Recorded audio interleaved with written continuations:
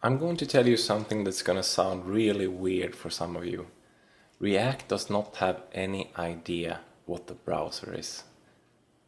React is a component framework, and its job is to manage state and keep track of when these components should update.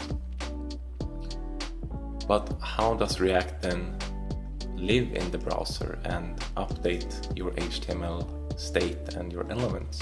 You might recognize a line of code I'm going to show you now, and you usually find it in a file called index.js in your React project, and it looks like this.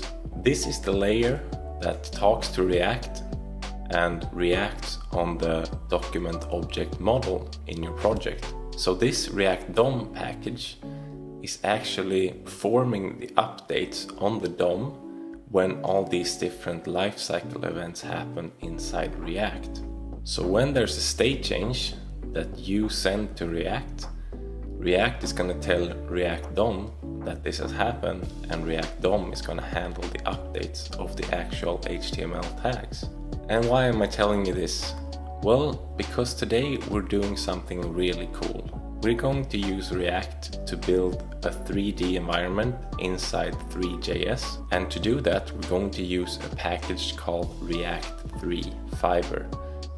So this will be a canvas running WebGL, and we're going to use React to place things in our 3D WebGL rendered world. And we can even use physics, and we can also animate movements and shapes, morphing, changing size and so on in the React way. And I think this is really cool. And it's gonna take very few lines of code, since we can use abstracted components like we're used to in React. So let's jump into the code and get started.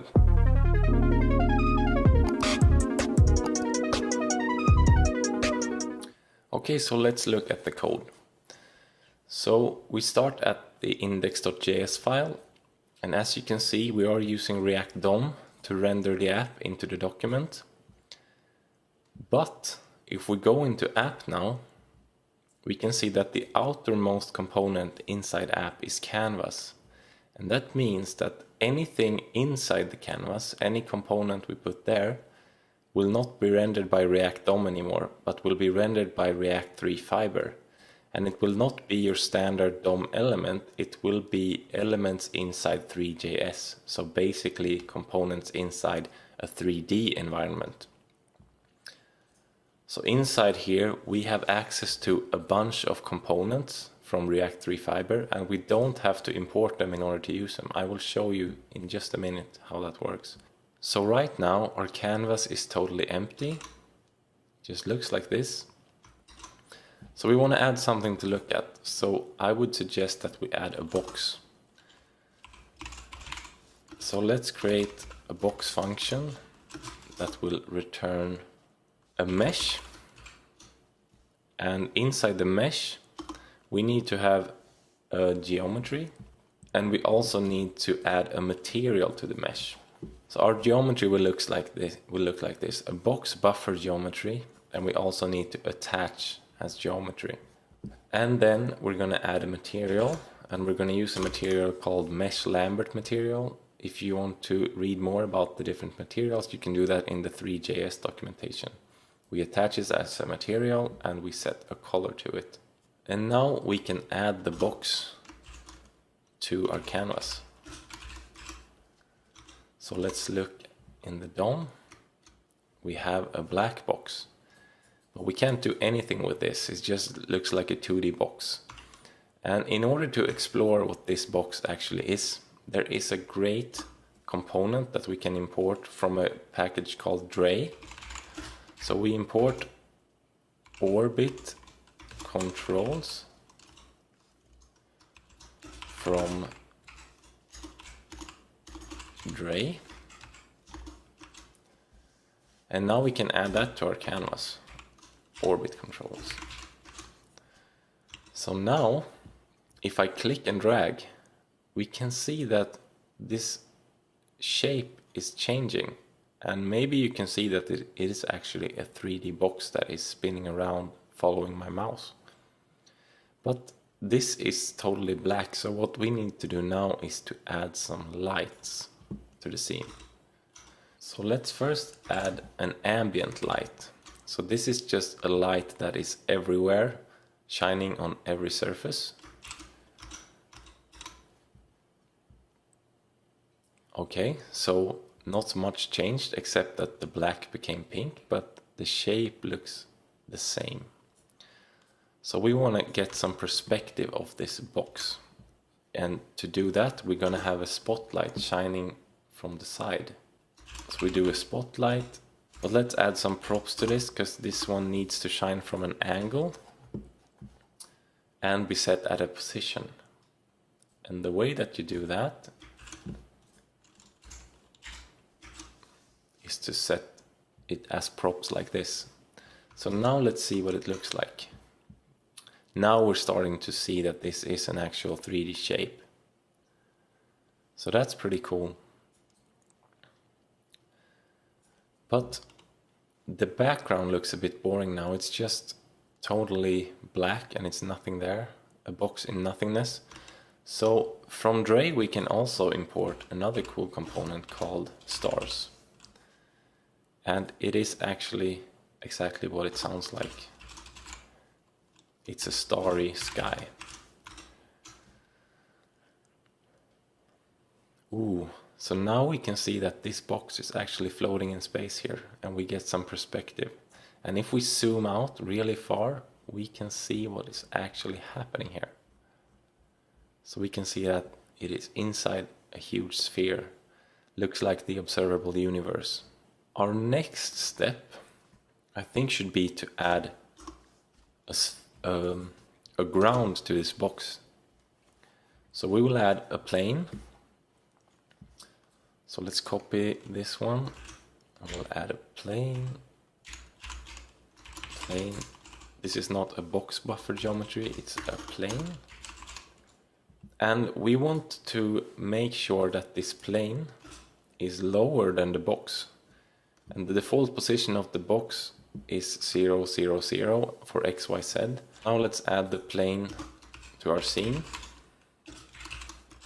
I think I forgot to set the size of this plane, and that we can do with the args prop. So I'll set it 100 times 100. We'll set the color to be light blue. So now we have a plane here. But the plane is vertical, so we want to rotate this plane 90 degrees. So we add a rotation prop to the plane, and we rotate it by minus math.pi 0, 0.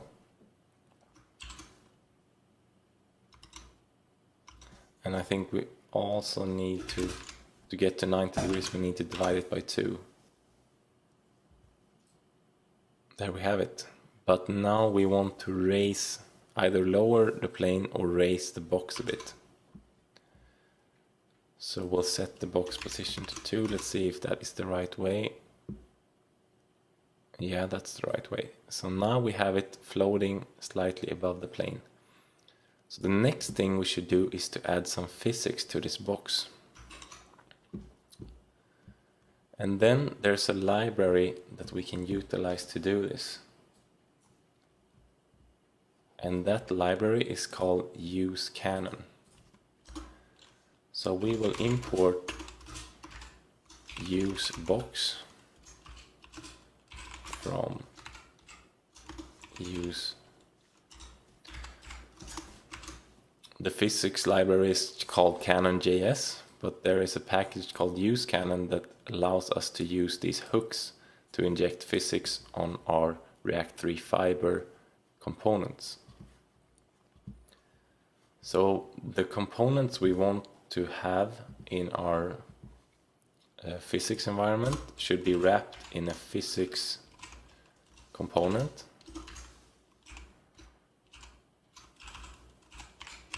Like that, and let's see if, yeah, now it auto imported physics for us.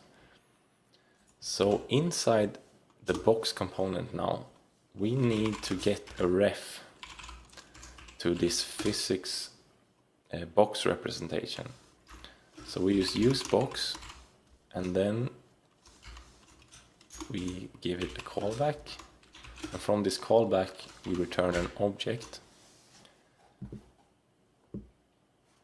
So here we can give it some properties. Let's set mass to 1.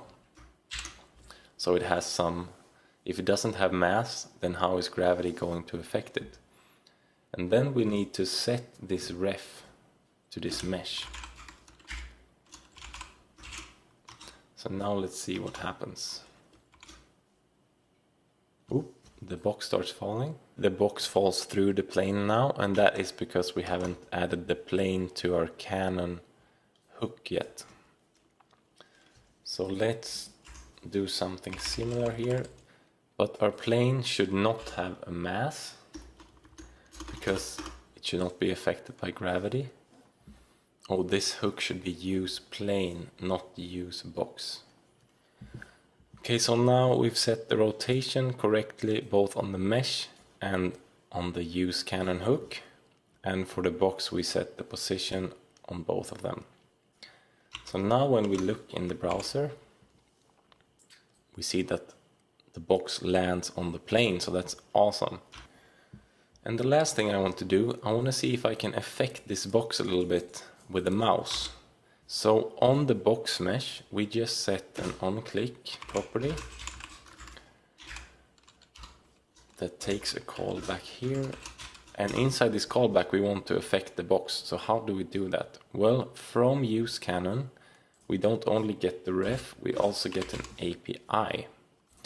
So this API we can affect the properties of this box. So if we do api.set.velocity.set,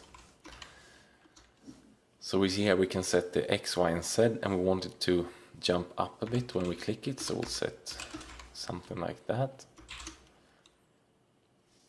So let's see if that works. So I can get it to fly a bit here. So that's pretty cool. So it would be cool to become even better at this and then try to build a 3D game. I think that would be a really cool goal to have. And if any one of you do that, please send me a link to the repo or a website where I can try out the game. It would be super cool. I think it's pretty cool what you can achieve in React 3 Fiber with just 50 lines of code. And it's really nice with the React way of abstracting components. So this outermost layer that quite describes the world. And also we can wrap things in behaviors like this physics wrapper. It's easy to get an overview of what is actually going on in the world. We could also wrap these lights in a lights component or something like that. So I hope you learned something from this video. If you liked it, then thumbs up the video and subscribe if you want to. So cool, I'll see you guys next time. Bye!